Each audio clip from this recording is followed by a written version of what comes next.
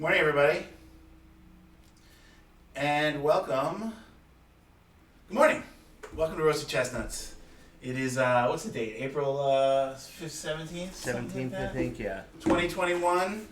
Wrong screen here. Welcome screen. Will you give me a little more? Yeah. A little more on this side. I don't mind if we see the card for now. It's fine. The white card. More on this side? Yeah, I want to be more in the middle. Oh, yeah, more in the middle. Okay. Yeah. All right, that's great. Hi. Hard week over here at Roasted Chestnuts World Headquarters. We are, oh yeah, good idea. Get that on you. I don't need this one on me as much.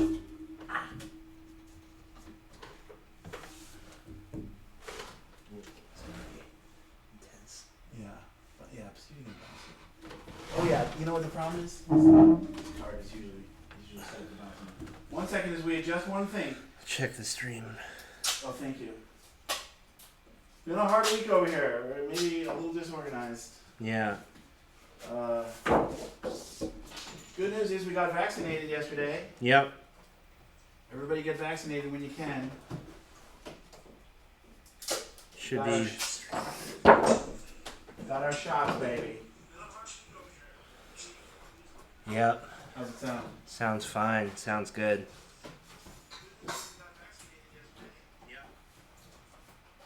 Yeah. How's the hold on? How's the motion? Looks fine. Is it delayed? I mean, it is delayed. Perky? Jerky? Seems fine. Your camera might still be a little jerky, but. God, why do I get fucked? Yeah, it is. I can tell. All right. Anyway, I gotta pee. I'm sorry, okay. everyone. So I'll yeah, be right back. The biggest thing this week is the closing of the Arclight cinemas and the Pacific theaters and various other theaters related. We'll wait till Indy gets back and then we'll really talk about it. But yeah, it's been a hard week in LA. For a little context, if you don't happen to be watching this from LA, this week our biggest movie theater closed. Our biggest and most beloved movie theater, Arclight Cinemas, and including the Cinerama Dome. The Dome we will talk about is a movie theater designed to project Cinerama Vision, which is a 3 projector process for super wide screen, which during a period of time from It's a Mad, Mad, Mad, Mad World through Quentin Tarantino shot in the Cinerama format on The Hateful Eight. So it is still in use, but it was big in the 60s. And so that dome was there, and in the 90s, they built a movie theater complex around it, which opened, I guess, in 2002 or 2001, and this week it closed. Waiting for Indy to get back. Trying not to say too much until he gets here. Yes, Maggie, the vaccine. Chestnuts got vaccinated. Chestnuts got vaccinated with our number one supporter, Maggie Friedman. She was with us. It was great. It was great. It was great. We saw some pigs. We saw these cute pigs, some fun chickens. Yeah. Julian's not here yet. That's unfortunate. So, yeah. Hi, Maggie. Thanks for being here. So anyway, I was telling them a little history of the Dome.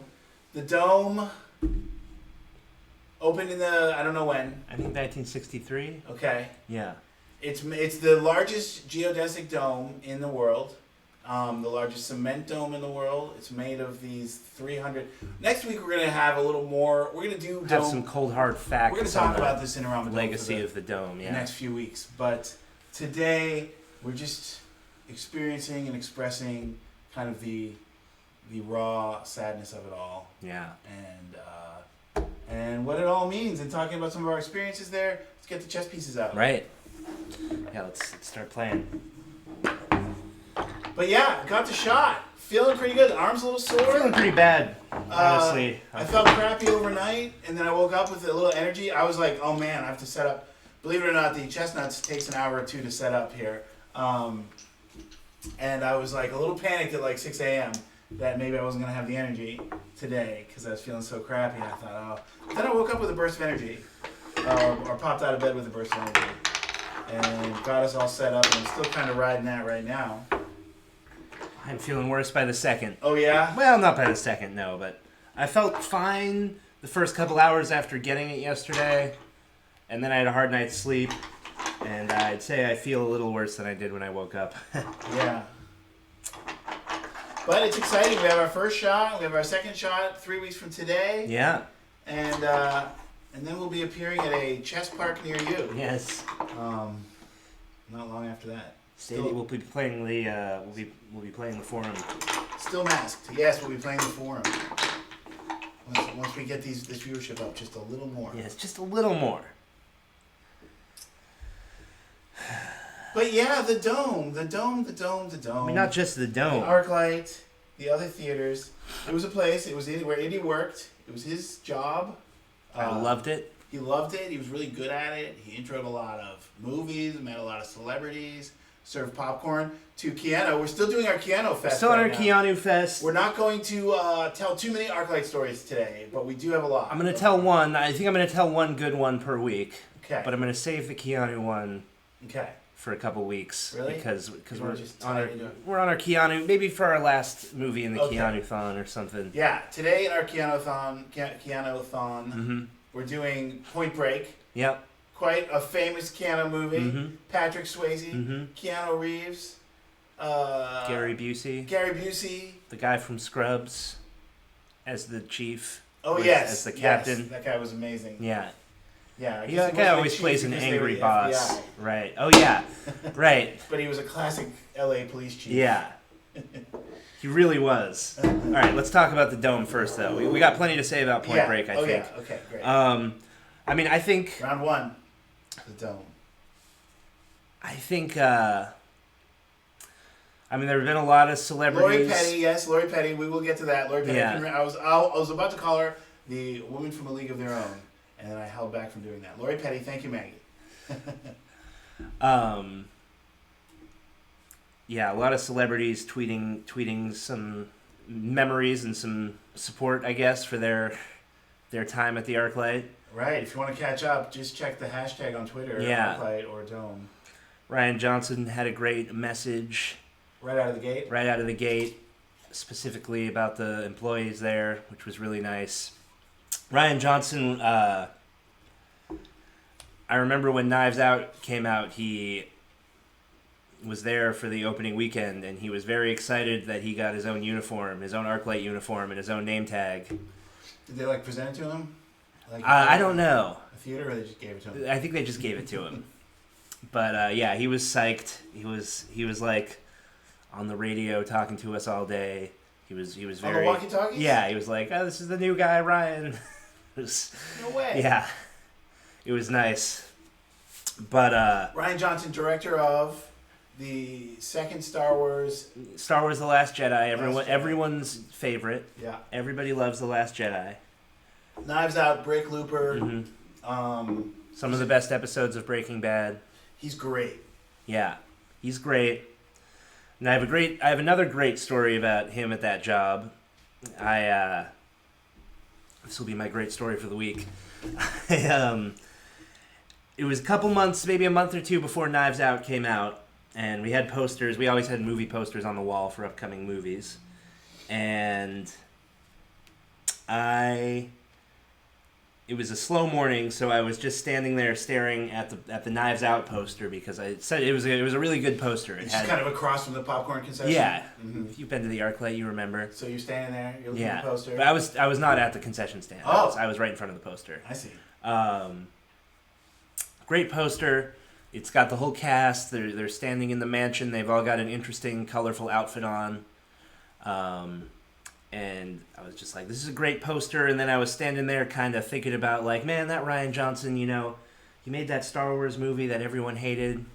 And he's instead of backing down, he's just getting back on that horse with a new original movie that looks awesome, and he's just plugging away. He's keeping going. It's awesome. I mean, even though I have a lot of problems with The Last Jedi, I respect that guy a lot. I respect what he's doing. Mm-hmm. And I was just kind of standing there lost in thought, looking at this Knives Out poster, and then I went into the theater to do my greet, and there were only three people. What movie? I don't remember. The greet is the intro, and the Arclight, the ushers come in and talk about the movie a little bit and welcome everybody to the theater, talk a little bit about the expectations of the experience, i.e. shut off your goddamn phones, we won't be talking. Exactly. And then they say, like, we are going to be standing off to the side for the first 10 minutes of the movie, which they do, and make sure the sound and the picture are all working well. And it's a big part of the experience. It's usually on a big, like, weekend night. It is your turn, by the way. But oh, thank you. On a big weekend night, I would do a whole thing, with a full crowd, 400 people, 700 people. But on a quiet morning, it was usually a lot more low key. I would just go in and be a little bit more casual. And there were only 3 people in the theater. There was a couple in the back, and there was a dude in the front row. And I always talk towards the back when I was doing those. That's what you're supposed to do to project your voice. So you're looking at a Knives Out poster before you go in to do your greet. Yeah. Thinking about Rian Johnson. And I've still got him on the mind because I know I don't have to put a lot of energy into this greet because it's a small session, and I'm thinking I've still got the Rian Johnson thing on the back of my mind, and I'm doing the greet. I'm projecting towards the couple at the back of the room, and then I look down a little bit, and then the guy in the front row, it turned out to be Rian Johnson. And it completely threw me off in the middle of my greet. And empty theater. Yeah. 3 people in the theater. 3 people. A couple in the back, Rian Johnson in the front. Famous director. Yeah. Big Tom Hollywood guy. Crazy guy Indy was just thinking. But I was thinking about him in that moment. I had him on my mind. And then there he was. And it threw me off so hard that I could barely finish the greet. Because it was shocking. And did it was hard to process. Recognize that you recognized him in that whole thing? Yes. He was clearly was chuckling. Uh-huh. And he seems like a very, very nice guy. Uh-huh. But, and then I remember the Star Wars trailer. So then you go off to the side. Go off to the side as the trailers start. To watch the sound and picture. Exactly. And then the Star Wars The Rise of Skywalker trailer started playing. And I was trying not to look at him during it. Because now Rian Johnson got trashed. Yeah. For The Last Jedi. Yeah. Hard. Everybody hated his guts. Everybody in the world. And so you're sitting there watching him watch the trailer for the next Star trying Wars not movie to look at him that. though. Trying my hardest to not look like But I'm did you looking look at him. I looked at him. How was he doing? He was bummed. He seemed bummed. He was rubbing his face a little bit. Didn't seem like he was crying, but it seemed like he wasn't crying, Johnson. Yeah. But it seemed like he would rather not be watching that trailer. It's so interesting. Yeah. What a unique experience. I know. I mean, the amount of vitriol... Is it my turn again? I think I moved. I think it's you. The amount of vitriol, is probably close to unprecedented as far as what Rian Johnson experienced, how much shit he got. Yeah.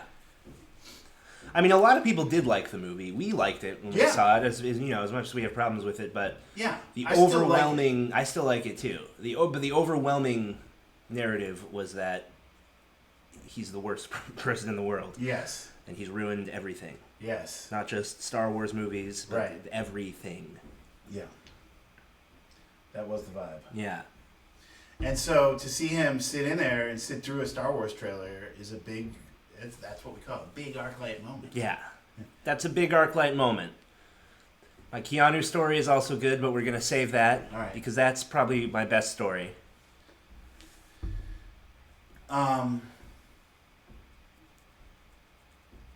What are you interested in telling the Danny DeVito story? Because that's like a small one. I'll tell the Danny DeVito story. I personally enjoy that one. I kind of hacked it up right from this week. Okay. Told them. So we were talking about Danny DeVito. No, the Danny DeVito story was just... yeah, Danny DeVito came in a lot, and there was this one time where we were all standing outside of this theater waiting to clean up all these popcorn tubs from an event, and then there's always music playing, usually some kind of soundtrack in the background as ambiance when you're in the lobby and stuff in the hallways. And then Danny DeVito came out of one of the theaters with someone, could have been a wife or a sister or something, and he came up to us and just started talking to us about. He was just like, you know what song this is? And we were like, no. And then he told us the song, and he was like, this is a classic. You should know this one. And it was so, like, I think a lot of us know that thing of when you're somewhat young and an old person will just come up and start talking to you about something you should be doing or something you should know. Uh-huh. And, they usually just start like that. They'll just start, they don't warm you up, and then you have to process, like, what's this crazy old guy trying to tell me right now? And it was that, but then on top of it, I also had to process that it was Danny DeVito doing this. So it was, I barely remember what he said, but it was. He just comes up to you and starts telling you why you should know this song. Yeah, why it's important. Just like any. It's like any old guy. Every old guy. Yeah. Hey, will you pan me down a little bit? I feel like I got a headroom I don't need, but we're missing out on some of the tie that I do need. Thank you. That's good. Yeah, tighten me up. That's nice. Yes, Danny DeVito's wife, Rhea Perlman. Could have been a wife. Could have been her. Well, it could have been a wife. Could have been I don't know who it was. Yeah. Could have been just a friend or. Well, also they're like divorced or undivorced or something. Anyway, your turn. That's a good one. I love that one. Yeah. That's a more like low key Arclight story. But yes. It's one of my faves. That's a classic one. That's a good midweek. Yes. Good Arclight story. Not one for the Hall of Fame, but a really solid one. Yeah.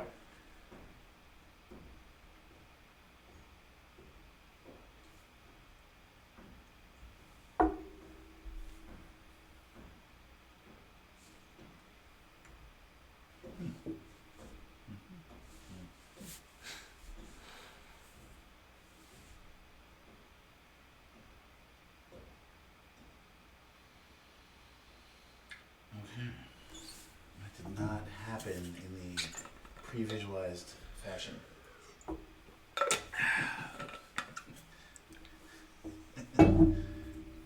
Check. Son of a... What? I blame the fact that I'm thrown off. Mm-hmm. I'm on black. I'm usually on white. You blame the fact that you're thrown off? My arm. Ow. The Arclight. Yes.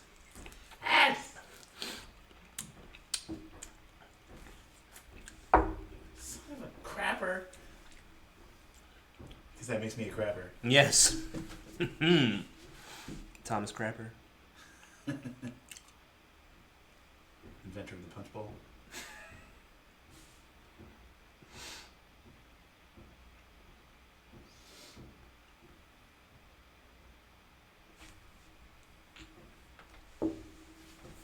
Damn you, wild man. But the Arclight, it was more than a job that I loved. It was a huge part of LA and Hollywood and the movie industry. Right. It was a big part of your life before you started working there. Exactly. I mean, I wanted to work there since I was a teenager. I loved going there. It was always my favorite place in town to see movies. Definitely. I usually wouldn't go there with my friends because it was expensive, but when I would go with my dad, it was a really great treat. Yeah. Not by far, but my favorite, I've got a couple big favorites. First time Maggie met my besties, Sean and Travis, was at the Arclight. Had a really nice time. Drove Travis's truck on the roof, which is stick, Mm-hmm. The roof of the parking lot. The top level of the parking lot. Iconic roof of the parking lot. Yes, I never enjoyed a parking structure as much as the Arclight. I never stopped until I got to the roof. I parked on the roof every time. I watched dozens of sunsets up there. Just loved it. But my favorite time going there was when we saw the Hateful Eight. That's my favorite experience at the Arclight. I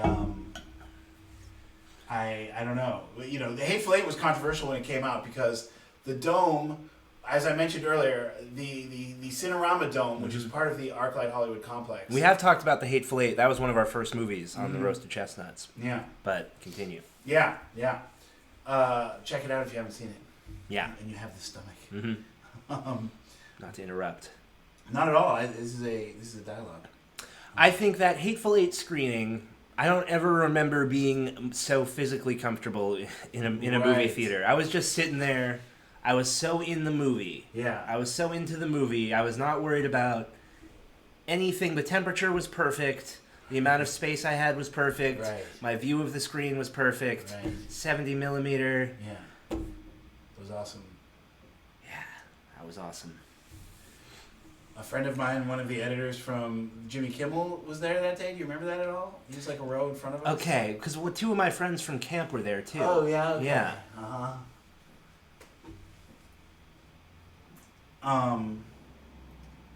But yeah, that was an awesome day. And that was just... Anyway, everybody loves the Arclight, you know? They love it. The last movie I saw there was with Maggie, Portrait of a Woman on Fire.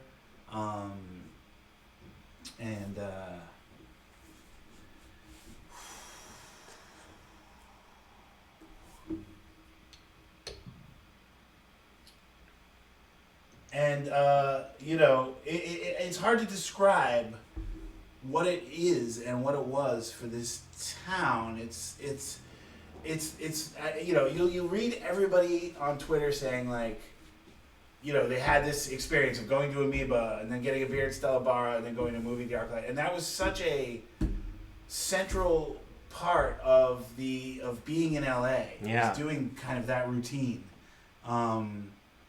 It was like almost like a default routine. I know. That people would do, that you would do. You would just be like, well, you know. It's like the Friday night in LA, you know, fallback, always going to be good Friday night in LA plan. And 1 out of 3 times you would literally see an A-list celebrity, like a top celebrity. And yeah. And 1 out of 2 times you would see somebody you know, for better or for worse. Yeah.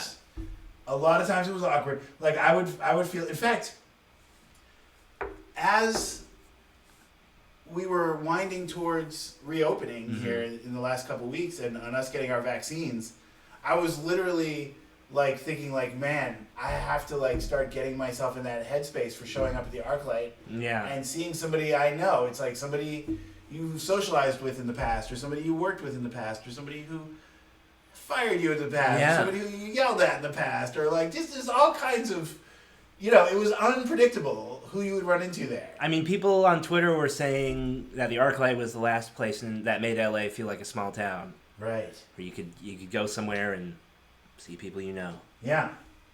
It was great. It was unusually amazing. And I'm not one to get like too behind like a corporate entity or whatever, but I mean, it wasn't about the corporate entity. Like, I mean, the Arclight chain was a great chain. Sure. And any Arclight theater was going to be great. Yes. But that venue in particular, right. It was more than a company or a management team or... Yes. Rarely. Maggie, we don't know as many A-listers as you. Larry Thomas. Yes. Total A-lister. Yes. Randy Oglesby. Yes.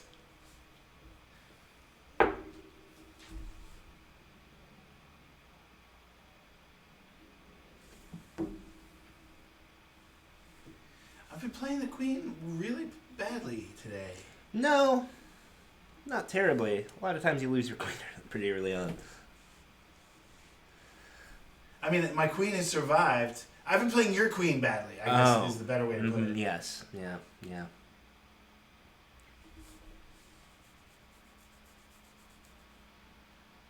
I mean, I've seen some great... I mean, Psych the movie, I got an early screening of that. I was able to see with Julian, you know, other second biggest supporter of this show. Yeah. Huge fans of Psych since we were kids. Otherwise known as Couch Goblin. Yes. And we were psyched. Yeah, that was a cool one. I wasn't there, but... Yeah. That was cool. The Dome. It was at the Dome. The only thing about the Psych movie is that it didn't feel like a movie at all. It just like the production value and everything was exactly the same as a TV episode. They even had the intro from the show. Interesting. Play, but it was a great night. You know, the cast was there with a Q&A, which was a dream come true for me. Yeah. A lifelong fan of that show. Right. I remember I saw a 35mm screening of The Wrath of Khan there. Wait, I'm in Czech. No, you're not. Oh yeah, since when? Since we don't know because we don't track our moves. All right, well let's just say you're in Czech. Oh, fuck. Okay. Got bigger fish to fry this week. Yeah. And that Wrath of Khan screening, what's so great about Star Trek fans versus Star Wars fans, speaking of the Rian Johnson thing and the Last Jedi thing, is that when there's, you know, William Shatner would deliver a line in a cheesy way or something stupid would happen, and the audience full of diehard Star Trek fans, they laugh. Mm-hmm. They laugh. They're able to laugh at this thing they love because they know a lot of it is kind of dumb. Mm-hmm. And it was really nice. Yeah. Yeah. One of my regrets is not seeing Top Gun 3D. I mean, there were some movies I was really like, more and more it seems like a lot of movies are coming to streaming and whatnot, but I was like Top Gun and Thor, and you know, there were a couple movies that I was so ready to see at the Arclight. Yeah. We saw some great movies in the Dome. We saw Interstellar there. Mm-hmm. I think I saw 2001 there for sure. I can't remember when because I saw 2001 at the Alakma screening and at the New Beverly screening. Yeah, I remember that. So I can't remember which one, when it was at the Dome. But when it was at the Dome, it was a big event when it was Sarah at the Chalk Dome. was in the Psych movie. I wonder if she was at a Q&A. No, it was just the main cast. Sarah Chalk was in the Psych. I'm gonna look that up real quick. Sarah Chalk is one of the stars of Maggie's show Firefly Lane. Yeah. We talk about it a lot on this show. It's a great show. Sometimes I refer to it as our show because you also work on it. I work on it. What else about the Dome? You know, there's so much great stuff. The other stuff I just want to say about that Hateful Eight screening. It was like a wintertime day. It was a morning screening. It was a pretty chill crowd, like not many people in the theater. Just surprising we knew so many people in there. I know. And that was just like when the Dome was at its best. I mean, it wasn't at the Dome though. No. I meant as we know from the. Yeah. Oh yeah, I started to say that. I don't think I finished that. The Hateful Eight. Quentin Tarantino shoots the Hateful Eight in the Cinerama Vision, which is the first movie in probably 20 years, at least, maybe 30, to shoot in that format. And basically, there's one theater in the world with the specific intention of seeing it at the Dome, designed to play movies in that format.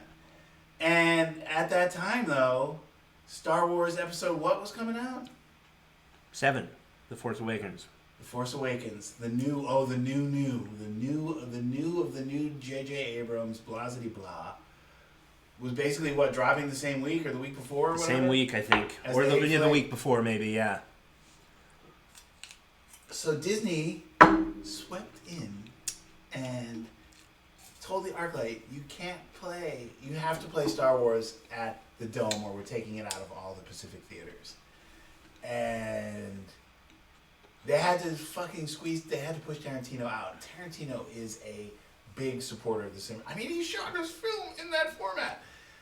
And he couldn't premiere it there.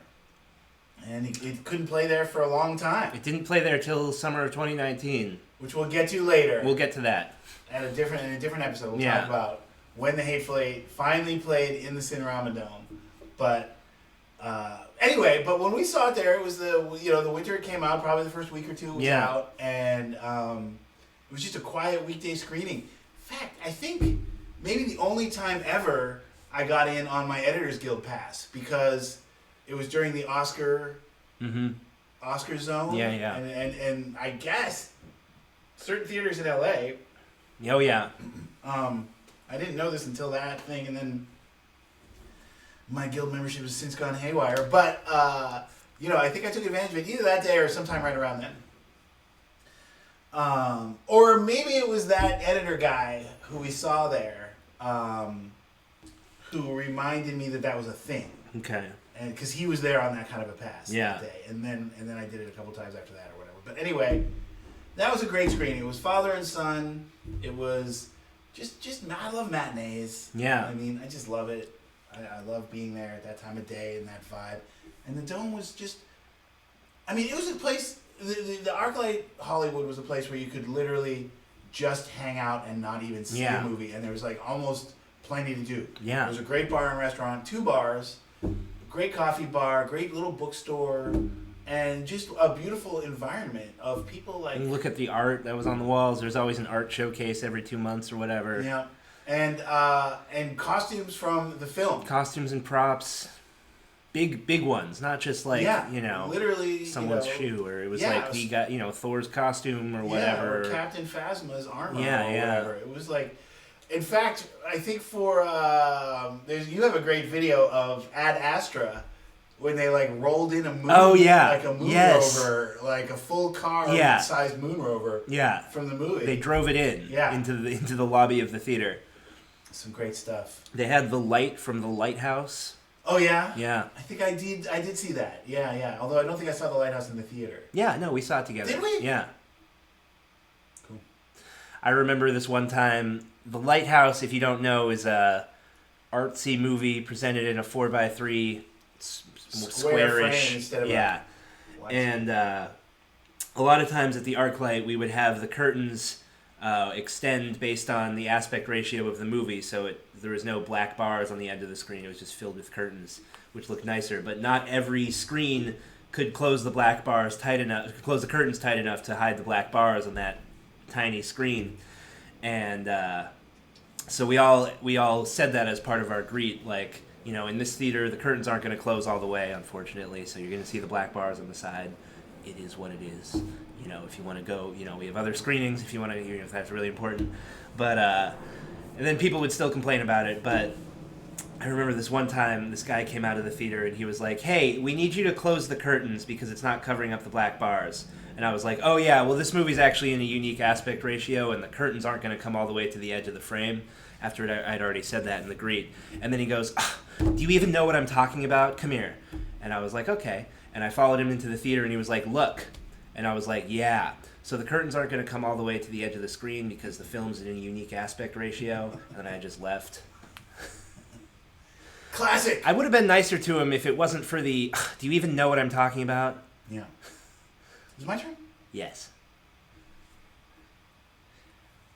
One of my favorite moments, there's a lot. There are plenty. There are tons. But one of my favorite moments of the Arclight was one of my favorite movies of 2 years ago was the Apollo 11 movie, Apollo 11 documentary. Fantastic. I think produced by CNN or whatever if you're looking it up, because there are a bunch. But this one, the big one from the 50th anniversary summer, was so awesome, and I'd seen it like a bunch of times. Yeah. And I'd seen it in the theater already, and I'd seen it on TV a bunch. And I'd been to some 50th anniversaries of the Apollo 11 kind of festivities where it was playing in the background a lot. And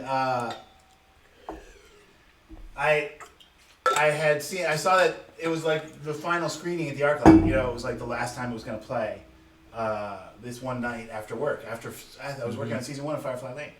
And our writer's room was right around the corner from the Arclight, and so I jetted over there after work to catch this last screening. And as I was I didn't even tell Indy, and I wasn't even 100% sure you were working that day or not, but like as I go into the theater, and it was me and like maybe 1 or 2 other people in that theater, if that. Indy comes out of the theater, and we see each other and give each other a nice hug, and it was just great like that. I wasn't even I came straight from work. I wasn't even 100% sure what Indy was doing that evening. But there he was coming out of the theater. I was kind of slipping into to just kind of catch this hour and a half on my own. Just enjoy this movie one more time. And then, interestingly enough, 2 weeks later, I was in that same theater watching a screening of my friend Joe LaMattia had a documentary in that same theater that night. A couple weeks later, premiere. It was such a great place. Such a great place. So as we and we're gonna keep talking about the Arclight over the next couple weeks. I'm gonna do a deeper dive into the history of it, and stuff. But what was I gonna say? Something else about. Anyway, let's just keep going. But it was my turn again. Mm-hmm. We're gonna miss it. We already miss it. It was a big part of like the plan for when this place reopens. I mean, this was I'd say for probably both of us that going to the movies at the Arclight was basically the biggest thing we were looking forward to. Yeah. Immediately, you know. Right. Yeah. Seeing certain friends. Right. But as far as an activity yeah, goes, exactly. the thing that was like just gonna happen Yeah. was like, you know, that was really gonna indicate things are going back to normal. Yeah. Was catching a movie at the Arclight. Basically, the last thing I did was go to the movie at the Arclight, and the first thing I planned to do was go to a movie at the Arclight, and I think a lot of people in Hollywood felt that way. I think it really, it just has dampened the recovery, and it's a bizarre thing that the city let happen in the sense that I know. Well, I guess the Conservancy or whatever is figuring out what can happen with the dome. Sure, I'm sure the dome will exist. Yeah. But the Arclight Yeah. served it so well and was its own thing. I mean, there's a lot to be said for these super historic, famous one-screen theaters that play special screenings and stuff. Yeah. We love them. We love the New Beverly, the Vista. Beverly, the Egyptian. Yeah, the Egyptian. Definitely. Some of those downtown theaters that have been popping up lately, kind of revitalized. All great. The Chinese, the El Capitan, even though we don't love seeing movies there, it's great that they're there. Yeah. I mean, poor the Chinese. I mean, when I moved to town, the Chinese was a great theater to go to in the 90s. But it has fallen apart. It is a shame. But, if the dome stays as that would at least be something. The Chinese, by the way, is the one with the handprints in front, mm-hmm. which I think they charge for now, which is crazy. Charge for what? Like, to even get into that part, you gotta get a ticket, I think. That's right across from the Kimmel Studios, so I've kind of clocked it a few times. Check. Clocked it. Check. Maggie might have clocked me saying clocked it just now, because she knows that's one of my... They do charge. What the fuck? What? That is so weird. Like, that's downright fucking... That sucks. Because when I moved to town, that was some just wander in there. Yeah. It's the sidewalk. Basically. Right, it's the sidewalk. With the Harrison Ford and John Wayne and everybody's handprints. R2-D2. Yes. Yeah. Nicolas Cage. But, okay, back to the idea of losing this jewel in the crown of Hollywood. Yeah. And Hollywood's not much of a crown. Not For those anymore, of you who haven't been to Hollywood, it is presented to the world like the streets are paved with gold, but it is a dirty part of the city. It's disgusting. I mean, it's not the worst part of the city, Right. but it is probably the dirtiest. I mean, as far as just filthy. I mean, downtown's good. There's some dirty parts of town, but Hollywood is up there and has always been up there. Your mom used to mock it and be like, call it disgusting all the time. I've always had a lot of love for that neighborhood, although it can be scary to walk through at night, even for a couple of big dudes. Yeah. It's intense, but the Arclight was the draw. It was like the Amoeba was half a block down from the Arclight. And a couple of cool restaurants sprang up around that. I mean, not even half a block. They were. It was the next block over. Yeah. Yeah.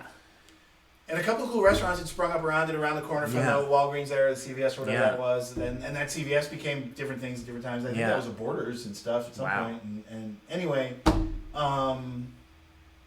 what is... And there were, like, subway stops nearby. This kid, would take the train from North Hollywood down there all the time. I would take the train from North Hollywood all the time. But, like, what is going to draw people to that area? Nothing. Like, how are you going to get anybody, foot traffic to that Urban Outfitters or to that... Exactly. That, what do you call the burger spot? Yeah, the chain? umami burger. The umami burger, like... What's going to... It's me? Yeah, but... What the fuck is going to bring people in there? Dude, that area's gonna die. Nothing's gonna bring people in there. I mean, another chain could take over that space, another theater chain maybe. But it has to be exactly the same. It was perfect. Yeah. And it was one of just the few. Anyway, whatever. Cities have their stuff, and LA had that, and we don't really have much else. I mean, we have a lot else. I don't know. I feel like everything in LA that's cool is becoming so corporate. Right. That's the thing. We have a lot else. A lot of things in town that you used to be able to just wander into. Now you have to make an appointment 2 months ahead of time. Yeah, exactly. Even have a half a chance of like experiencing it. I remember we used to wander up to the Griffith Observatory. Right, that's a great example. Park in the parking lot. Right. Wander around Sunday morning. Right. Couple people. Yeah, take a hike or mess with some, you know, telescopic, whatever. It wasn't like you could have access to the big telescopes, but you could mess around with the stuff. You could exist there with and have room to move your arms around. Yeah. And you can't even park there nowadays. Now you have to park like at the bottom of the hill and walk 2 miles up a mountain. Yeah, it's just a shame. A lot is anyway. It's nothing. There's no fun going to the Griffith Observatory. It's such a thing. Right, it's a thing. It's too much of a thing. It's not good enough to be a thing. It's not. It's great to not be a thing. It's great to just be a little side thing. Right. But it's not good enough to be a whole thing. Right. Do you know that Camera Obscura in Santa Monica? It's like right at the beach. You go into this kind of, I think it's almost like a rec center or an old folks area, just like a small office, and it's right by the beach, right near the pier. Maggie knows it, and you like go to the desk, you wander in there on any day. You go to the desk and say, "Hey, can I have a key to the Camera Obscura?" And they give you a key, and you go into this room and close the door. And there's a mirrored thing on the roof, and there's a wheel. And you can turn the wheel and look around the beach and on the boardwalk and stuff. And it's just a thing. It's just a thing. And there used to be so many things like that, Like maybe the Museum of Jurassic Technology or something you can still kind of wander into and enjoy. But like... Maybe on a weekday, yeah. I just read this thing, and I didn't have the heart to even read it yet, but how like the history of the Huntington Gardens is like totally racist and their policies are totally racist. And I was like, the Huntington Gardens was kind of one of my backup plans for like cool thing, and now it's just like, I can't. I'm not ready to.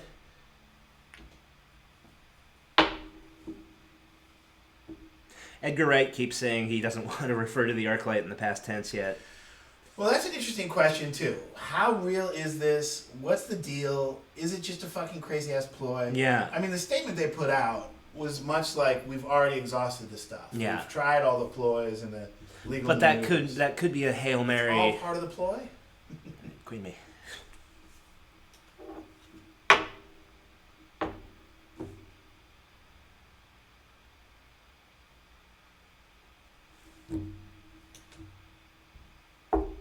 Okay, this is going to be a down and dirty battle for the next few moves. Fuck. See what I mean? Sorry. I feel bad. I feel bad about that. Don't feel bad.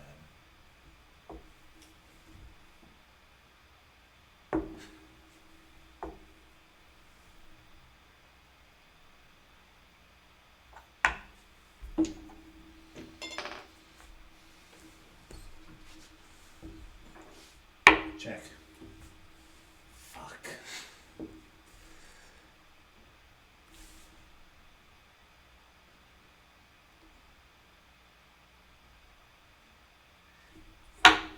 All right. Good game. All you had to do was this. Yeah, exactly. And then I'm done. Yeah. Move me down. Yeah, that was my next move. Yeah, good game. Kind of. I mean, we were talking. It was a good game. Yeah, it was a good game. It was a great game. We weren't super focused on it. I enjoyed it. I enjoyed it too. All right, let's see. What do we got from our sweet fan Maggie Freeman? Thank you for being here and doing all this chat room. Thank you, Maggie. Yes, Lori Petty. We're about to talk about her. Yeah. Wait, what movie was Rian Johnson came to? We can't remember. We were just... Yeah, I couldn't remember. We can't remember what movie. It might... You know what? All right, let's see. I might be able to remember if I can remember what... The movie came out in month that before was... Star Wars? Before Last It was Jedi. before Knives Out. So it would have been November or October 2019. All right, I'm gonna set them up while Indy figures this out. I'm gonna read some stuff. She's friends with Dule from Psych. Dule. Oh yeah, Sarah Sarah Chalk. Dule Hill. He's great. He's in. I mean, he's hilarious in Psych. He's in The West Wing. He's a good actor. He's in Holes. Oh, I know who you mean. Yeah, I love that guy. They do charge at the Chinese. It's a nightmare. There's some other Philly parts of town. They'll turn it into condos. Yeah. And then there'll be tourist foot traffic. What? I mean, dude, as long as they can keep this lie about Hollywood alive, there will be tourists who want to check it out for themselves. I know. I mean, that's been a thing. I've lived here for 25 years. Yeah. You've lived here your whole life. It is a whole thing to see people in Hollywood, tourists from other parts of the country and parts of the world, clearly thinking that they were up for something more streets paved with gold. Yeah. And less... I mean, look, it's fun. The stars on the Walk of Fame are interesting. If you know some celebrity history, I mean, I think it's a little less interesting if you only know, like, a few modern... Right. If you're just like, oh my god, Harry Styles has a star. Right. Yeah. But, so the Walk of Fame is interesting. I saw Maggie and I saw Kirk Douglas get his star there a couple years ago. It was fascinating. It is funny when you walk by and you see somebody getting their star. Yeah. Now there's no reason to walk by anymore. Right.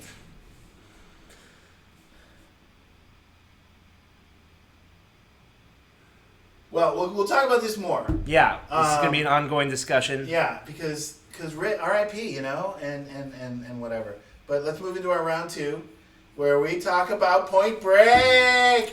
Point Break, which I saw in the theater when it came out. Yeah. Okay, when I was a whatever age guy. Mm-hmm. Probably teenager still when that came out.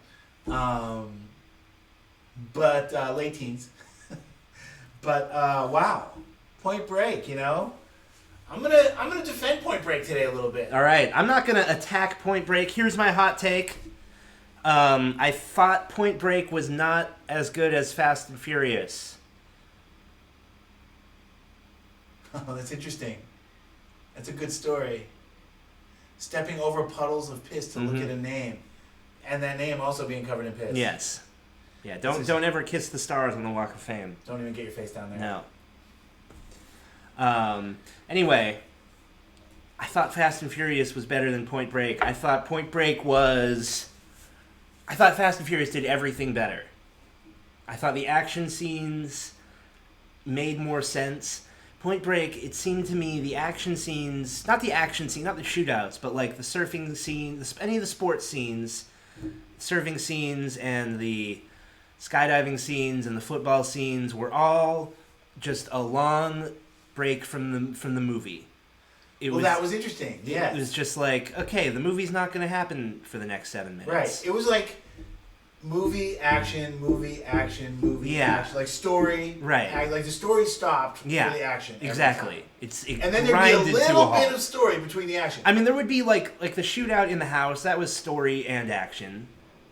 Any of the shootouts were story and action. I mean, that raid made no sense. No sense. Whatsoever. There's a raid in Fast and Furious that makes a lot more sense. And Maggie, maybe you can tell me if cars equal boring. Maybe you can tell me, Maggie, if there was some reason, like Keanu Reeves was staking out that house, then he went to surf with the girl, and then he came back to the raid at the house that he had been staking out on the previous shift. I don't remember any talk of a raid. It seemed like when he showed up, there was a raid in progress. No, I remember the talk of the raid. Okay. I just thought it was going to be more than a couple guys with... I mean, all right. First of all, I think Fast and Furious pulls this great trick where the whole first act, you don't know that Paul Walker's character is a cop. You think he's just some kid who's trying to get in with this cool big street gang. And then, 30 minutes into the movie, he gets arrested and he gets thrown in the back of a squad car, and then it cuts to the next scene and they're taking him out of the squad car and he's just like, "Oh, Connor, can you get these cuffs off me, man?" And then you're like, "Wait a minute, whoa, he was a cop the whole time, undercover." And there was nothing like that, which is fine. You don't have to have a twist. You don't have to have any twists in a movie. That's fine. But I thought that was And yeah. I mean, it was like the opposite in a way. He was going out of his way to not be that good at being undercover. I mean, he was. I mean, that's the other thing. The thing I liked about Fast and Furious, the first one, that kept me watching the movie, that kept me engaged, was the dynamic between Brian O'Connor and Dom Toretto. I thought, nice. You know, it seemed like Paul Walker's character was really. He really seemed to be into these guys. It seemed like what kept me engaged was how he's going to handle this. He seems like more and more he's starting to like these people. Right, like he would have been one of those guys exactly. if he wasn't a cop. And it seemed like Point Break was trying to do that, but I felt like every relationship in the movie, aside from his relationship with Gary Busey, I thought every other relationship was super underdeveloped. I thought his friendship with Bodhi didn't seem like it was worth any of the stuff he did. I felt like they had like 2 scenes together before Bodhi finds out he's a cop. Yeah. And same with Lori Petty. It was like they also had like 2 or 3 scenes together, and then all of a sudden she was the love of his life. It was worth 10 people dying so he could rescue her. God, after he treated her so poorly. I know. With that unnecessary. I mean, that unnecessary manipulation.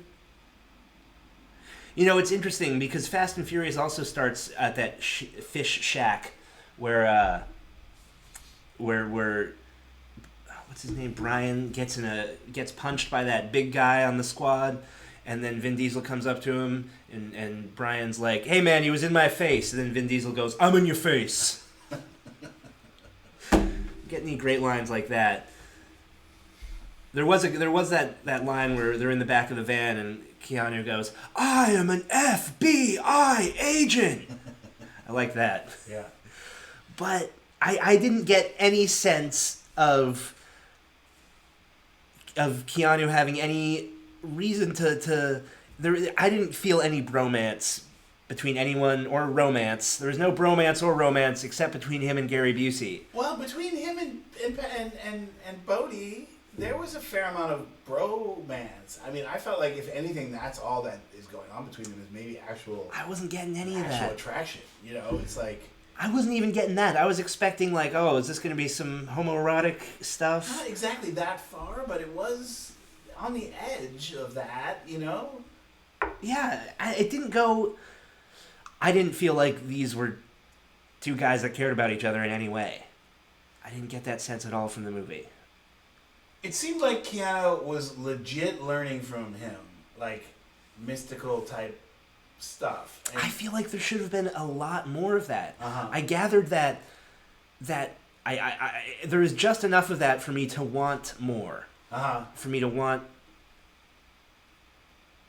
Yeah, they definitely had a low-key sexual attraction. I mean, sure, but it wasn't. There was a vibe of like, yeah, there was that vibe. That wasn't enough for me to feel like they cared about each other. I didn't feel like he cared about Lori Petty at all. No, I think that attraction to each other, however you want to put it, it wasn't like they connected hardcore, but they had an underlying appeal. Well, it just felt like for each other that seemed to paste over some of the gaps in what you're talking about. Yeah, paste over the gaps. They just liked each other, right? For whatever fucking reason. Yeah, that's underdeveloped. Yeah. They just liked each other. Yeah, they seemed to both admire each other. Yeah. Bodhi admired him because he was a famous college quarterback, and Keanu liked him because he was a spiritual, laid-back guy, and they were both admired each other. And he was a quarterback who played a famous game at the Rose Bowl. Yeah. But didn't he just get transferred to L.A.? I guess he played a game at the Rose Bowl. Well, I guess he came to L.A. to play that game. No, he was a lawyer. He had just gotten his law degree. He wasn't going to be a football player anymore. Mm-hmm. And then he was going to be a lawyer, but then he was an FBI agent. Yeah, the problem is the script. I think the acting is really good. Sure. Yeah. And I think the directing is pretty good. Sure. The structure of the script where it's like you're like action, story, action. Like I think that early one where it's like surfing. Yeah. And then meet Brody, Bodhi, the slightest scene. Yeah, 20 of seconds. There's these two, meeting. Yeah. And then boom, right into a football scene. Yeah. So whatever. That was just the structure of it. It was supposed to be a high octane ride. I also feel like in Fast and Furious, I was like really eager to find out which way this character was going to go. If he's going to betray the FBI or if he's going to, try to finish the case and arrest his new friends that he loves. Uh-huh. And I didn't feel that in this. I didn't feel like he was going to betray the FBI at any point. I didn't feel like he was ever leaning towards that. Right. I didn't feel like there was any inner conflict in him. Like, he was kind of sad that he'd have to take these guys down, but he didn't truly feel conflicted. He just felt like he was like, well, it's a bummer, but it's right. what I have to do. Kind of how it came all down at the end. Right. When he was on the beach. Yeah, exactly. It was kind of the overall his approach. It was like, yeah, I love this guy, but I'm going to have to take him down. Well, I thought that was stupid, the end, too. I thought, dude, that guy got a lot of good people killed. I know. He does not deserve... Yeah, he does not. He deserves to rot in jail. Right. He does not deserve to die peacefully in the waves. In his end. Yeah. I thought that was unusual. The idea that this guy, I think it's you. I don't think so. I've moved 3. Yeah, I moved this guy. Yeah, I was like, I would have boom. Okay. Or a boom and then a boom, or it was like a boom, boom, boom. All right, let's just call it boom. Someone smoking boom in the back of the room.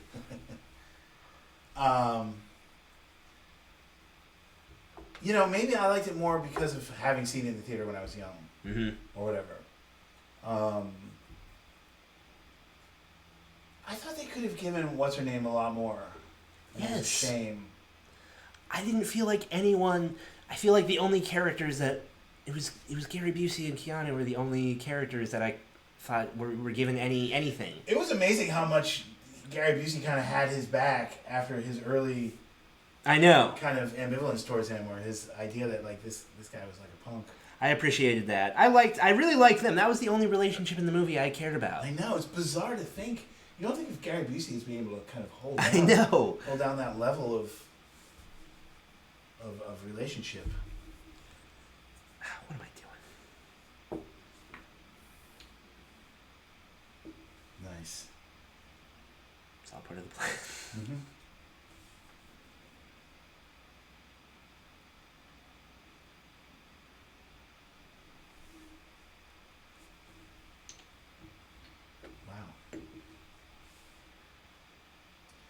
See, it's a big deal having these flipped. I know. It's a big deal. It's something I really want to work on getting used to more. Mm-hmm. In fact, Chester, I don't know if you can see Chester back there. Oh yeah, you can. Mm-hmm. Right here is the chess computer I played in some previous episodes. It was amazing when the guy threw the pit bull. Yes, great foot chases. I'm not saying it was worthless. There was a lot of great stuff. Yeah. That foot chase was awesome. Yeah. I mean, that was the only scene that felt like action and story together. Like, I feel like there are movies where it feels like there's no story in the action, but at least something happens at the end of the action sequence.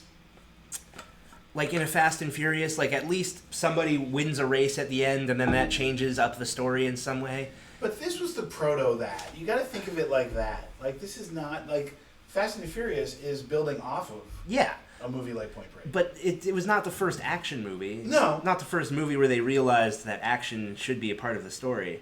Right. They know that.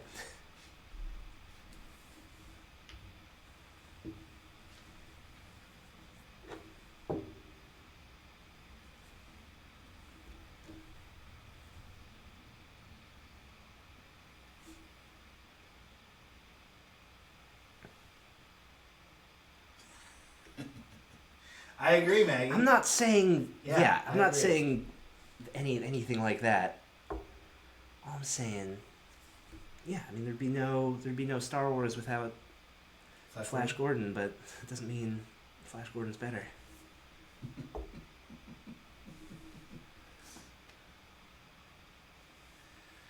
Wait, James is right though. Can we screenshot that? No, there are great action movies from the 90s, like Speed, that are able to combine action and story. That feels like the basic... Or Die Hard, which came out in the 80s. Yeah. or Star Wars, which came out in the 70s. Yeah.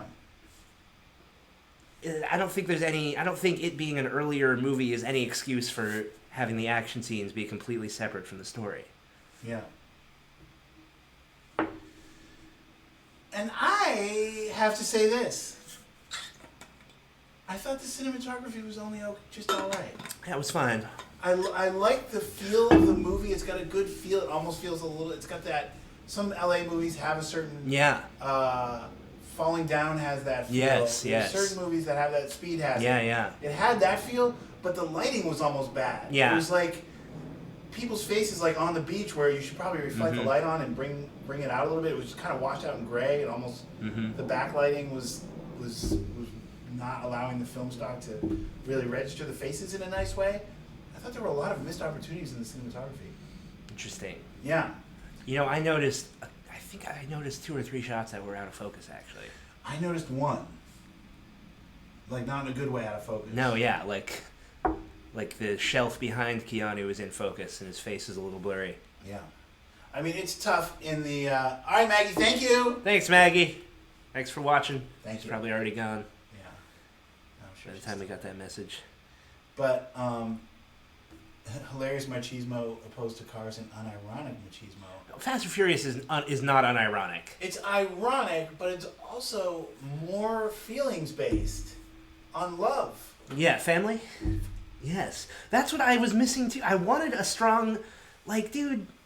I feel like Vin Diesel was more emotionally connected to...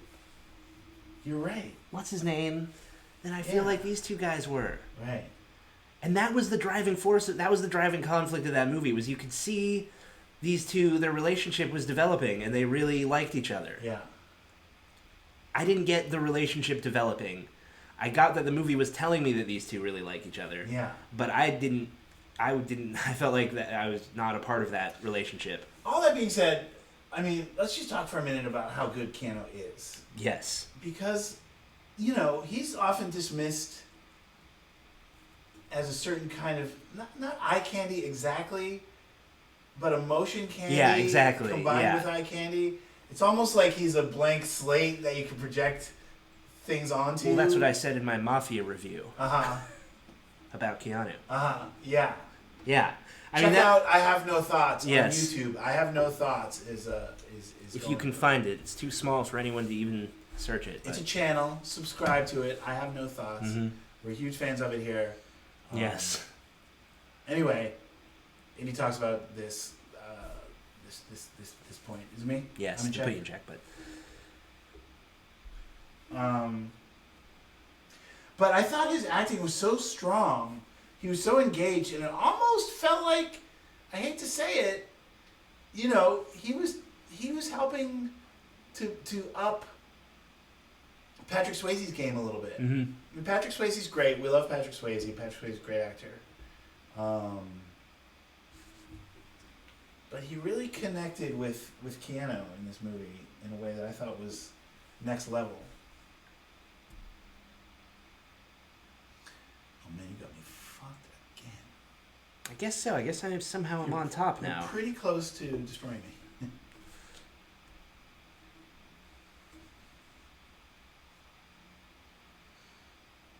See, I felt like this movie almost wasn't gay enough. Right. Like it wasn't homoerotic enough, like a Top Gun or a Fast and Furious. Like, not that I wanted them to actually be making out, but the homoerotic energy is part of what's funny about those movies. Is that they're supposed to be such straight, macho guys, but it feels so gay. That's part of the appeal. I feel like for us, I don't know. I guess not for everybody. I guess people do like that stuff unironically, but I think I like it kind of both ironically and I think it works like you're saying. I think it's tricky to thread the needle in that area, and probably at that era, the vibe was different. But it was after Top Gun. I'm saying I almost want it to feel like an unintentional. Like this isn't supposed to be gay, but it feels like it's supposed to be macho and super mega hetero, but it ends up feeling mega gay. That's the good stuff. Yeah.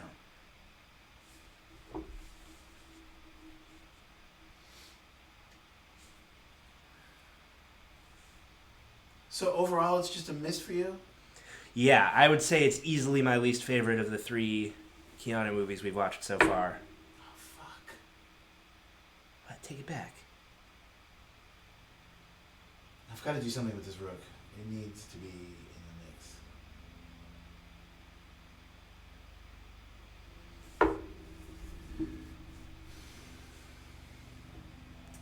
Oh, fuck.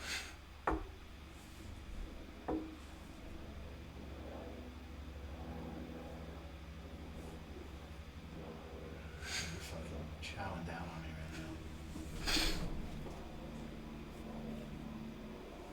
now. I mean, I forgot to mention Lori Petty in when we were talking about the actors because I forgot she was in it.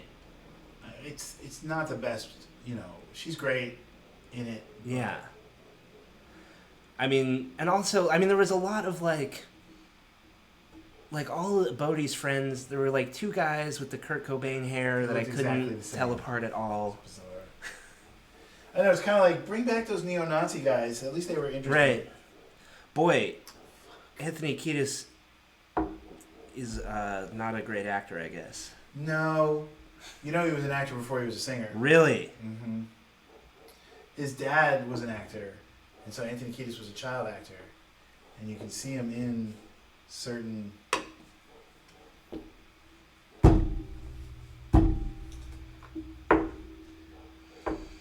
games. You want to move. Yeah. One move out. I'll let you have it. Well, it's your move. Yeah, I know. Damn! Boss kicking my ass today. A trouncing. Oh, look, she left her viewing on for us, maybe. Oh, that's nice. Thanks. That's nice. I realized, it's covering up that, though. I realized I got a little room to play. Mm-hmm. I can put some stuff in this. Yes. Space. So, Point Break. Point Break, final thoughts. I think there's no point. I think there's no excuse for action scenes to be so separate from the story, so separate that like even in a story, even in a Transformers movie, not that Transformers Point Break was obviously better than a Transformers movie, but even in a Transformers movie, the story is in a different place at the end of an action scene than it was at the beginning. Right. And that wasn't what this movie was. It was like, no, the story is on pause, and then we're going to do an action scene, and then get back to the story. I mean, from a story perspective, he did have to learn how to surf. But yeah. And he had to infiltrate this gang. It didn't make any sense why he was just like, he went out there to try to surf, and then the first person he met, basically, he said, I need you to teach me how to surf. I need you to teach me. That part was rough. The first person he met surfing, he needed her specifically. Or I guess because he fell in love with her in that moment or something. Oh, I hadn't thought of it like that. I hadn't thought of it like that because they did not seem like 2 people who had any feelings for each other at any point in the movie. Well, she despised him at the beginning. And then he was completely manipulated her. Yes. Yeah. So, yeah, it was a strange way to go about a love. I mean, it seemed like he liked her well enough. Sure. But, like, he was like... He was hot for her well enough. But he was like, he was letting so many people die to save her. It made no sense. Which is what you do if you really, really love someone. Like, it's like what you do for your child. Right. That's not something you do for the girlfriend you met 2 months ago. You don't let 10 people die for her. Innocent civilians, multiple cops, half of Bodhi's crew. I know, and then he just makes that judgment call at the end where it's just like, yeah, I'm going to let him surf this one out. He does not deserve that. Alright, Point Break. I didn't hate it. I didn't hate it. I mean, look, the special effects were all great. You know, it was all 90s, like, real looking stuff. Yeah. That was stunts. There wasn't that much. Stunts, I guess. Yeah. I mean, there were, like, when his face was going into that lawnmower, I really felt like he was about to get fucked up. I think that lawnmower was full CG. Uh-huh. The blade. That looked a little strange. Okay. Uh-huh. His face was near it. Right. I mean, that throwing the pit bull scene, that was amazing. Talk about that. Yeah. Yeah, at one point somebody literally, Gary Busey comes tearing out of the house in a chase, and the guy he's chasing... It's just got a pit bull. Or it's Keanu, I think. It's when he's chasing Bodhi in the Reagan mask. Oh, really? Yeah. Okay. And he busts out of the house, and then he's on the porch holding this pit bull, and he just throws it at him. Yeah. Amazing. Big disclaimer at the end saying they didn't hurt any animals. Yes. I mean, that was story progressing through action. Like at the end of that scene, you found out that these guys were A, not the guys you were after, and B, Tom Sizemore is a undercover agent. At least there's something at the end of the scene that's different than it was at the beginning. Yeah. I mean, every scene in a movie the story has to be different at the end of the scene. Right, it has to push it forward. Yeah. I don't know why they did that raid. I really don't. I mean, I guess, yes, I get, I remember, I mean, I know when I watched last night, I couldn't understand that, I've forgotten that it slipped past me that they thought those neo-Nazis were the bank robbers. Right, okay. I remember that I did know that when I first watched it. But, so that sort of makes sense on like why they're raiding those guys at all, although it seemed pretty obvious to me. Also, is that what an FBI raid looks like? 2 guys in FBI jackets and 2 guys in their street clothes. One of them's like hungover. But did they know it was going to be a raid? Keanu had literally spent the night sleeping on the beach. Right. Woke up. It seems like the type of thing you call the SWAT team in for. Showed up just before they kicked the door down. Yeah. And there was the communication was so poor that he couldn't tell them to call off the raid because of a lawnmower nearby. There's not even any signal to call off the raid? Yeah, that's the thing. They did not feel like the FBI. They felt like local police. With very minimal resources. They kept being like, well, he's going to flee to Hawaii. Like, who cares? You're the FBI. Right, they've been following these guys for 2 or 3 years. And then... Also, there was a whole thing in the Why not just make it the LAPD? I know. It would have made a lot more sense. In Fast and Furious, a whole aspect of the movie was him trying to convince them that he wasn't a cop. At the very beginning, they were already suspicious of him. And then that was like a plot line in the movie. Right. That he had to convince them. And that was great. Keanu went into this using his real name. Oh my god, And like, he introduces himself with his real name when he's infiltrating this thing undercover. And then... And then at some point they figure it out and he just lets it go. Yeah. He was never committed to the undercoverness of it all. This whole thing would have been so easy to fucking figure out. I know. Just sitting near the beach with some binoculars, watching surfers, seeing who is like in a group of 4. Yeah. And just kind of keeping an eye on them. It wasn't going to take that much to fucking do this. They didn't need it. Also, another thing, this kind of goes along with our first conversation topic, but the idea that there is any private beach in anywhere near LA that anybody could claim territory in. No, they used to. I know, but that is such a long dead... Oh, yes. There's no way, there's no private inch in the LA beaches anymore. Right. Yeah. No, I don't think you're allowed to do that anymore. I mean, I'm sure you weren't allowed to do it. I mean, nobody stopped you. Exactly, but yeah. If you were some hodad coming down to the beach, I always love to use the word hodad. Mm-hmm. Yeah, go back to the valley, they said.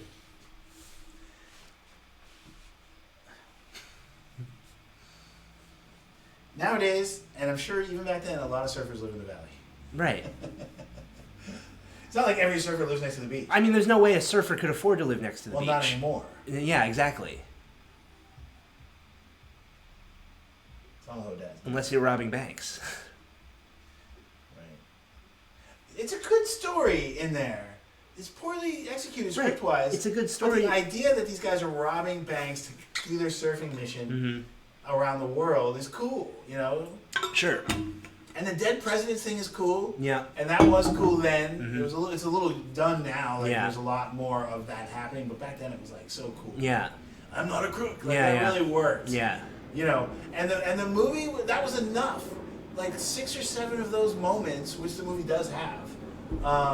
You know, I think going into that party, that felt like you were tripping on acid a little bit. I mean, that felt straight out of the 60s. It was lamely executed, but it was a cool moment, you know? I don't know. I think nowadays they do that kind of stuff way better. I'm sure on a show like Euphoria, Yeah. there's some drug shit that is really coolly done in a cool way. Well, I thought it would have been cool if it was the 60s. I felt like it was like a Jimi Hendrix song playing, and they had those like 60s like light things with the twirling colored glass in front of them projecting on the walls, and people were like dancing like the 60s, which was, it just felt off. It was off. It didn't fit with the movie or with that gang. Yeah. It didn't make sense exactly why they would be behaving like that, but it was like, I don't know, it sort of fit in that moment. I think that Jim Morrison movie had just The Doors, the Oliver Stone movie had just come out or was just coming out. Okay. I think it was like, in that time, I think that lent some cred to the fact that these guys were rebellious, hippie-minded, expansion-oriented types. You know what? They were drinking Corona a lot in this movie. I noticed that. It means that Fast and Furious is connected. Oh yeah, and you saw a chessboard. His nightstand had like a checkerboard pattern on it. Boom. Roasted chestnuts. All right, should we do our timed round? Yes. Is the clock good to go? Clock's ready. All right. Timed round. Oh, down there you see.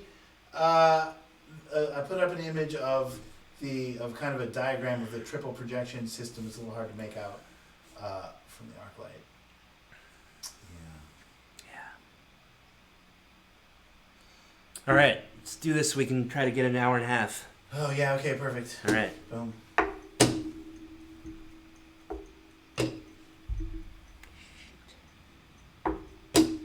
Sides again. I know, it's crazy, isn't it? Yeah. I've got to play black more often, just overall. It's just, you know. What the hell? Shit. Alright. I already lost.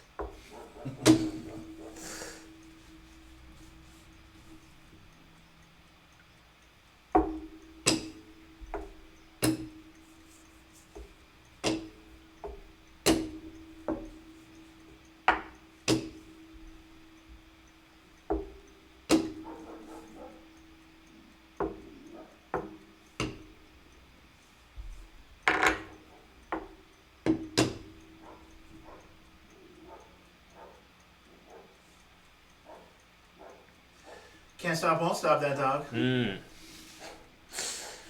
dog. Barking dog.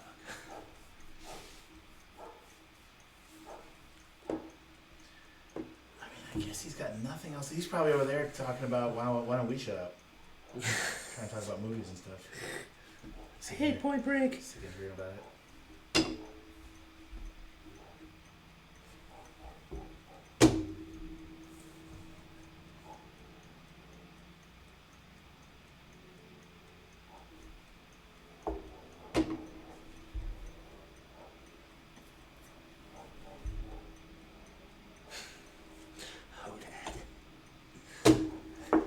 Funny term. It is. It needs to be used.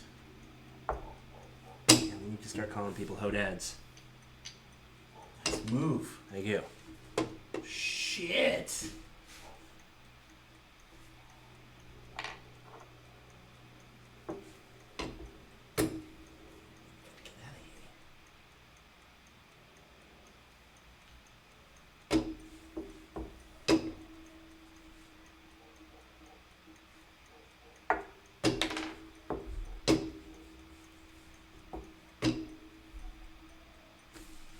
Check.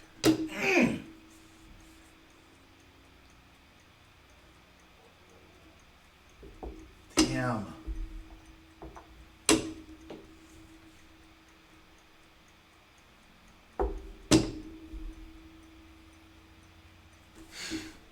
Check. Is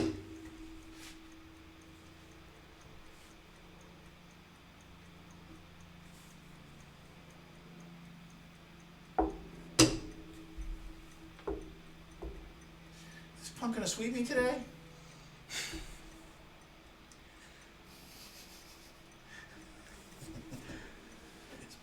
This punk? Like Gary Busey? Yeah, what was he calling him at the beginning? It was like football jock punk guy coming in here, Ohio. I like the way Gary Busey jumped into that pool. When was that? When he was trying to catch the bricks with the blindfold at the very beginning. Oh yes, that was great. He didn't dive in. He did the most Gary Busey way you could think of. Like he was like.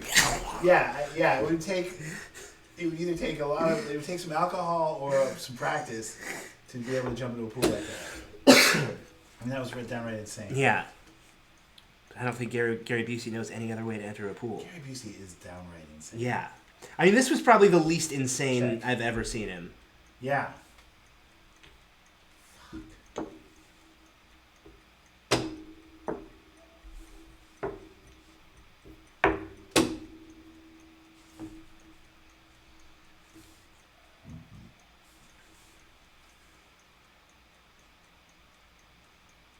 I feel like when the most relatable character in your movie is Gary Busey, you might want to go back to the drawing board a little bit.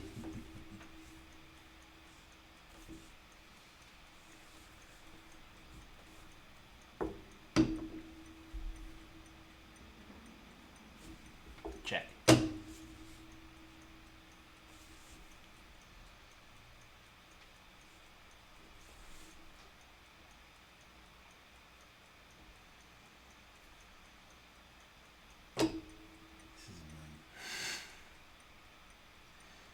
Didn't I sweep you last week? Maybe. I think so.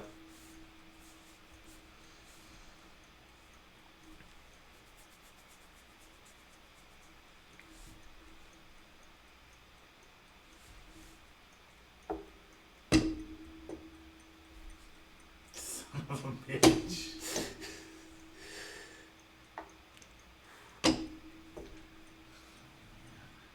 I'm still in this.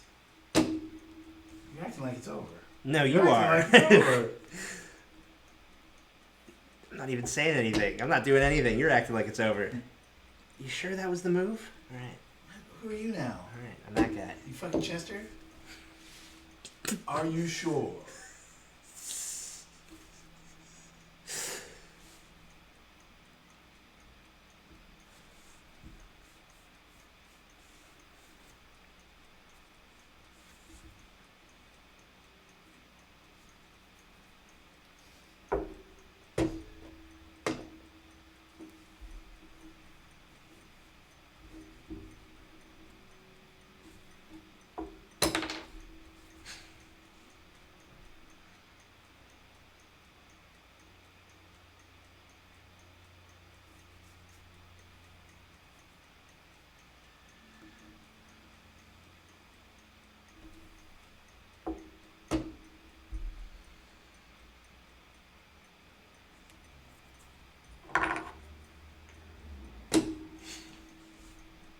Why?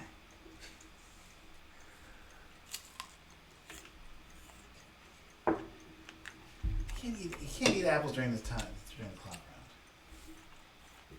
round. What's going on with this clock? You say that every time. For some reason, I have less time than you.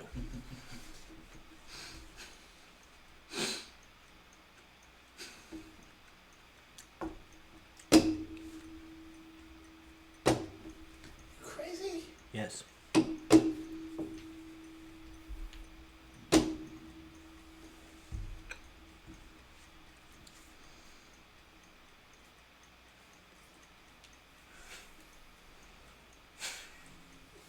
I'm sorry. Kicking my ass. I know. Kicking my giraffe. Check.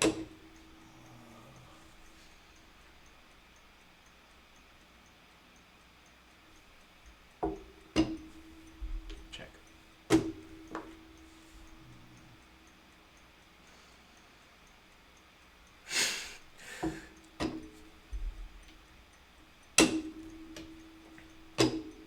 Why did I corner my guy down the edge like that?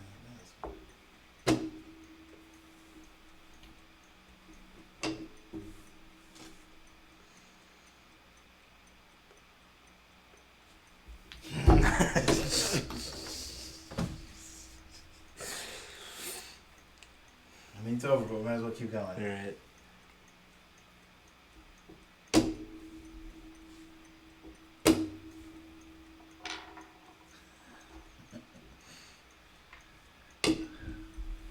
the COVID shot. All right, it's fair. Okay. It was the COVID shot.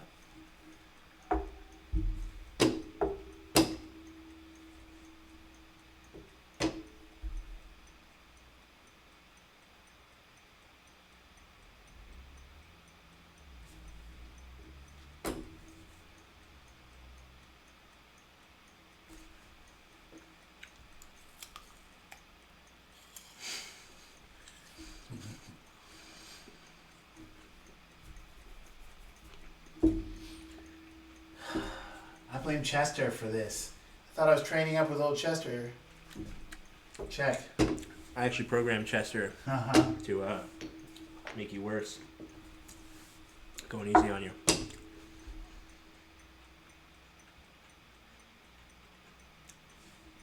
Check. Do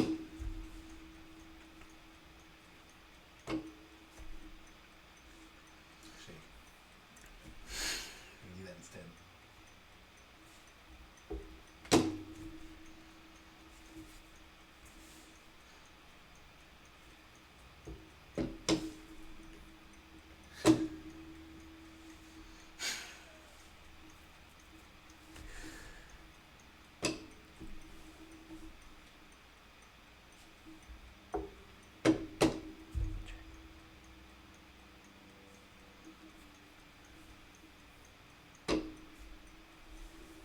Control the center.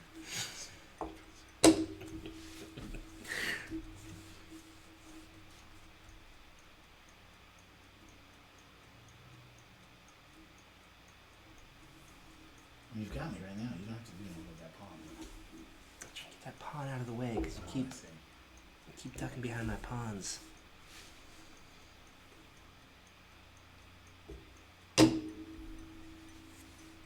Check.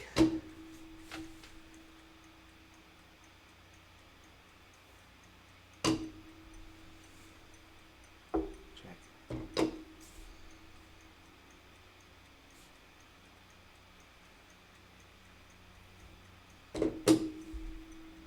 Check.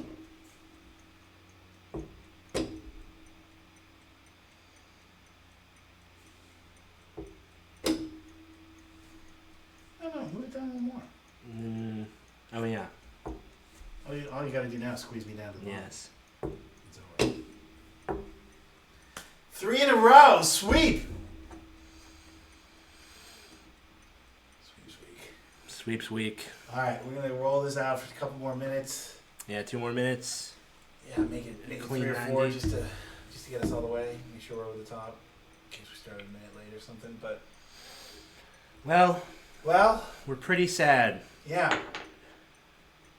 I didn't even get dressed today. No, look at that. One of our big institutions. Yeah. Should be wearing black armbands or something. Yeah. My arm's too sore. Yes.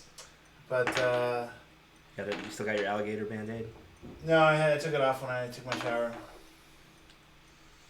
My weekly shower. Maybe next week, maybe the next time you see us, the Arclight will be reopened. Yeah, and if it's not, I'm gonna put together some words. We'll do the first round about that. What movie are we gonna watch?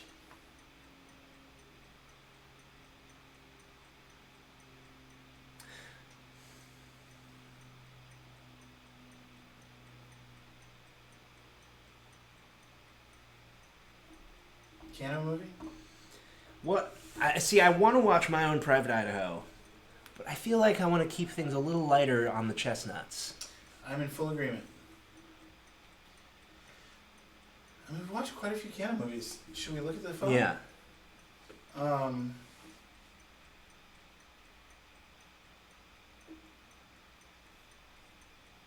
mean, I'd really like to watch one that we're really gonna just love, and not feel like we have to say some negative stuff about it. You know, I think I loved Speed. Even though I Yeah. did say some negative stuff about it, Yeah. thinking back, Speed was pretty perfect. Yeah. Constantine, The Day the Earth Stood Still, Johnny Mnemonic. The Lake House seems to have Sandra Bullock in it. The Lake House, I think, would be one if we really want to trash a movie. Okay. I think the Lake House might be in that zone. I'd watch the Lake House. You want to watch that? Oh, what about Dracula? All right. They're both really bad. All right, cool. Dracula in the Lake House. All right. Maybe we'll watch both. Yeah, maybe we'll watch both. But let's say call it let's guarantee Dracula. Dracula official. Yeah. With a side order of the Lake House. Yes. If we get to it. Yeah. Yeah. To all of Eddie's cohort, to all of his worker friends, all his buddies, and his dudes and ladies who all work at the... I mean, it was a special place. The work culture there was... It was nice. The people were nice. The people were very cool. Yeah. And he's a guy who's worked at the Harry Potter ride at Universal. Yeah. And I met some great friends there, but it didn't have... People, Arclight people are just the cool people. They're cool. They're really nice. People, they're just good. And in case you hadn't noticed, we're really into film around here. Yes. So to have a job where, like, that's what everybody's into was awesome. I mean, it was like... You can just talk about movies whenever. With any of your coworkers, you can just start talking about movies. Yeah. You know, like the way people talk about sports everywhere. Right. It's like that. It's like that. Yeah. Yeah. And AMC is great and everything, but like the employees there aren't necessarily vetted because they like.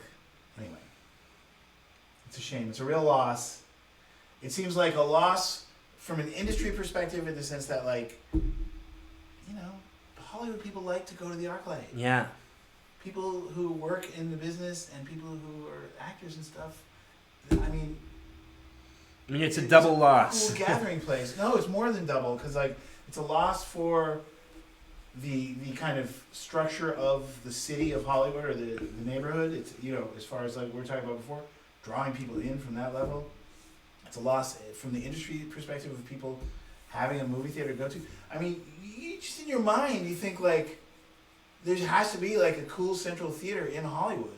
There has to be. There But isn't anymore. for people to go to. Yeah. For people like whomever. Danny Hollywood. DeVito. Hollywood. Yeah. Anyway, we're feeling it on all those levels. But as a place to work, they seem to be really good employers. They seem to be really good employers. And so on that level, I just wanted to take a second and just acknowledge what a bummer it is for you and your colleagues. Right. I mean, the employers were cool too. Like, you know, they would let us, you know, if the work was done, if there really was nothing to do, they were fine with us, you know, hanging out and chatting or whatever. Yeah. Which is pretty rare for a minimum wage job. Yeah. If you have time to lean, you have time to clean, as they say. Yeah. But yeah, I mean, that was part of the thing, you know, like if you see James Gunn's tweets about it, he was saying how he loved, you know, being able to talk to the employees there. Felt like a special thing. A lot of the celebrities, you know, they go to a place and they're treated like a celebrity. And at the Arclight, I think they really appreciated that they were treated like just another customer. But like in a cool club. Yeah, exactly. Like you're in a cool club. It's like you don't have to pay membership. Yeah. You can pay membership, but you know, it was a cool club, and I think that's one of the things that leads like Danny DeVito to just go up and start talking. Yeah, to him exactly. He wouldn't. Yeah. If he was just out on the street in front of or him, even at the AMC or whatever. Right. Because there's a certain amount of like, this guy's gonna be cool. He's not gonna start flipping out or getting crazy. He's not gonna be like, oh my God, Danny DeVito. Right. You just talk to him, which must feel really good. Yeah. There are a few times when that breaks down. Because some celebrities are really good. They're really big, I mean. Really... This Keanu story is good. I'm glad we're saving it. Yeah. Yeah, there are a couple good ones. That Rian Johnson one's a big one. That is a great one. That is probably maybe my second best story from there, but... Maybe third. You think, what, Tarantino story? Yeah, come on. I mean, that's a lot of build-up and context, though, for that story. For a quick blast of a moment, but... Still. I mean, that moment would be amazing on its own, but... We'll get there. Stay tuned to the Chessnuts, everybody. Yeah. Lots of love to you. Stay safe out there. Go to YouTube. You can check out the Chessnuts on YouTube. I might post this one. I think I'll post this one. Yeah, I haven't posted the last couple weeks because, I don't know, we've just been low on energy, and we've had a couple of good viewerships. Mm-hmm. Last week we only had 3 views during the week, but the week before I think we had like 18 or 20. Check out my YouTube channel. I have no thoughts. I have no thoughts. I don't just talk about video games. I'll be talking about movies very soon. We started off with a series of video games, but there's going to be other content there. Yeah. I Have No Thoughts is great. The tribute to the Arclight is amazing. It was very low effort. It was something I threw together just to have a video out that week. Yeah. Well, also to say something. Yeah, exactly. I think it's very expressive. I enjoy it. All right, lots of love, everybody. Get your shot when you can. Wear a mask. We love you.